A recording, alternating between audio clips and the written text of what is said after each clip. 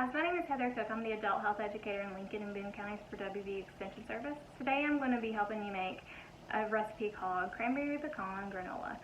So this is a recipe that we like to have with yogurt or on our cereal, and sometimes people just like it by itself too. So before we get started, anytime you are going to cook something or eat something, it's best to wash your hands for 20 seconds with warm water and soap. I've already done that just to save us some time. So the recipe calls for 3 cups of rolled oats, a cup of chopped nuts, and I've went ahead and just put this together for us. So you just want to kind of mix it up like this a little bit with your hands, and then you can just set that to the side because we are going to be using that in just one moment. So you want to turn on your stove and have a saucepan. Turn on low heat, and you're going to mix your vegetable oil, your honey or maple syrup, whichever you prefer to use. I chose to use honey because that's just what I have here at my house, and I actually prefer the taste of honey. So I just I'm using oil, the honey, and then the cinnamon. So you're going to let that heat up a little bit, and right now it's very thick. You're just going to let it heat for a little bit. Make sure you mix it all together until it's thinned out quite a bit.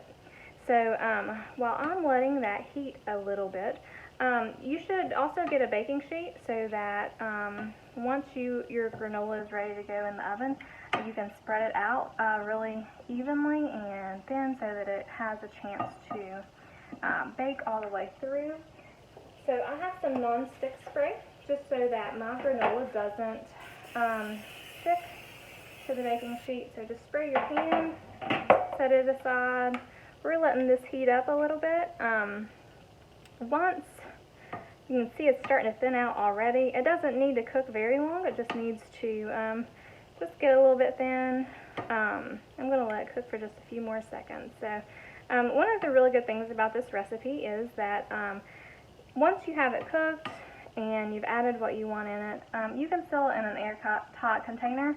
And it can stay good up to 7 days. This is something that I really like to kind of keep on hand just to snack around, like if I'm at work in my office, or I've even like left a little container in my car just to kind of snack on.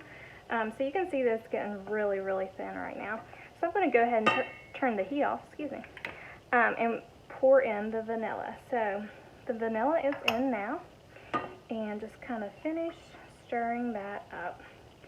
So after you stir in your vanilla, you're going to get the oats and the nuts that we had before, and you're just going to kind of pour this in. Make sure that you kind of evenly distribute it. I know that it's kind of hard to do that when the oats are down in there. You want to probably get a spatula too just to scrape out all of your stuff because all your flavor is in this mixture. It's got the cinnamon and the vanilla.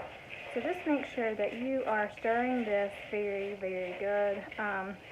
If you don't stir it all the way and you leave some of the oats like here that don't have the mixture on it, they could potentially burn or cook too much and not taste as well as some of the others. So you want to make sure that you just stir it up really well for a few seconds.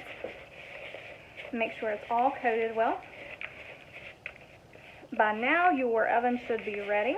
So what you're going to do then is take your baking sheet, take your mixture and just spread it out.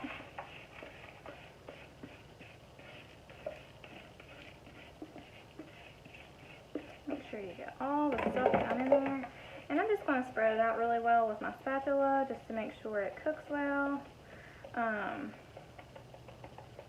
Doesn't burn, or some of it is too piled up and doesn't cook well. So just kind of flatten it out like that. So once you get it all evened out in your pan, you can go ahead and put it in the oven. You're going to bake this for 25 minutes. Once your granola comes out, you're going to go ahead and see how this baked has kind of a darker tint. So this baked very well. You just kind of take your spatula and kind of mix it up a little bit. And after it's cooled for a few minutes, if you would prefer to use cranberries or raisins, whichever, you don't have to. I pick cranberries because that's what, dried cranberries, because that's what we had here at my house. You just kind of go ahead and mix those in. It gives it a fruity taste, a little bit sweeter taste. So what I like to do is, then I have my little cup of yogurt right now, and I just kind of spoon it on. This, like I said, this will store in an airtight container, just a little plastic Tupperware container, for up to 7 days. I just scoop mine in, have it in a little cup, and great for breakfast, great for a snack. Hope you enjoy this.